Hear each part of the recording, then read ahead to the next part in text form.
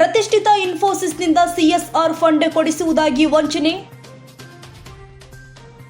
ನಕಲಿ ID card letter ತೋರಿಸಿ 6.30 ಕೋಟಿ ವಂಚನೆ ಆರೋಪ.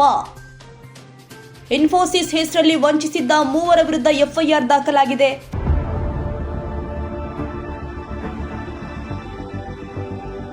ಗಗನ್, ಚೇತನ್, ತೇಜಸ್ ಮತ್ತು ಮತ್ತಿತರ ವಿರುದ್ಧ ಪ್ರಕರಣ ದಾಖಲಾಗಿದೆ. ಚಿಕ್ಕಬಳ್ಳಾಪುರ ಮೂಲದ ಗಗನ್ ಎಂಬುವರ ಬಂಧನ.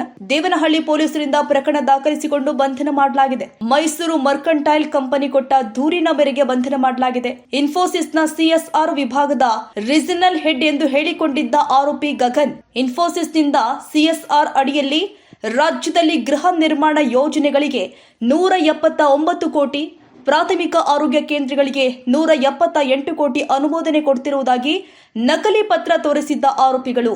ಇನ್ನು ಆರೋಪಿಗಳು ಹಣ ಹಗ್ಗುಂಜೆ ರಾಜೀವ್ ಶೆಟ್ಟಿ ಚಾರಿಟಬಲ್ ಟ್ರಸ್ಟ್ಗೆ ಕೊಡಿಸುವುದಾಗಿ ಹೇಳಿ 6.3 ಕೋಟಿ ಪಡೆದು ವಂಚನೆ. ಡಿಮ್ಯಾಂಡ್ ಡ್ರಾಫ್ಟ್ ಮೂಲಕ 1.75 ಕೋಟಿ ಹಣ, ಅನಿತಾ ವೆಂಚರ್ಸ್ಗೆ 3.75 ಕೋಟಿ, ಎಎನ್ಎಸ್ ಎಂಜಿನಿಯರ್ಗೆ 30 ಲಕ್ಷ ಕ್ಯಾಶ್ ಮತ್ತು 50 ಲಕ್ಷ ಬ್ಯಾಂಕ್ ಮೂಲಕ ಪಡೆದು ವಂಚನೆ ಆರೋಪ. ದೇವನಹಳ್ಳಿಯ ನಂದಿ ಉಪಚಾರ ಹೋಟೆಲ್ ಬಳಿ ಮಾತುಕತೆ ನಡೆಸಿ ಹಣ ಪಡೆದಿದ್ರು ಆರೋಪಿಗಳು.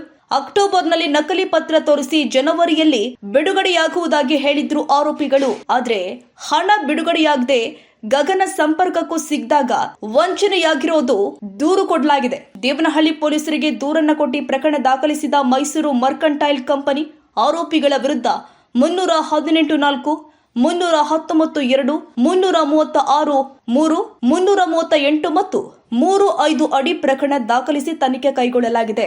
ಬೆಂಗಳೂರು ಗ್ರಾಮಾಂತರ ಜಿಲ್ಲೆ ದೇವನಹಳ್ಳಿ ಪೊಲೀಸ್ ಠಾಣೆಯಲ್ಲಿ ಪ್ರಕರಣ ದಾಖಲಾಗಿದೆ.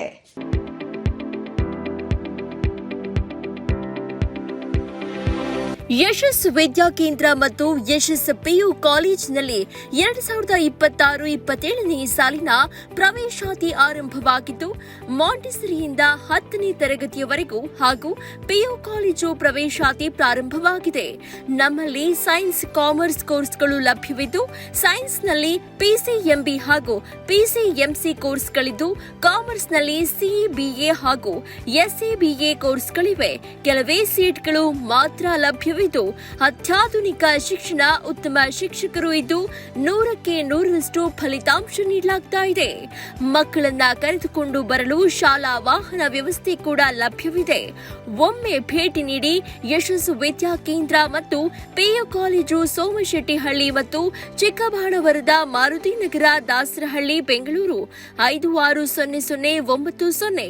ಹೆಚ್ಚಿನ ಮಾಹಿತಿಗಾಗಿ ಸಂಪರ್ಕಿಸಿ 9606626456, 9743176627, 7829814447.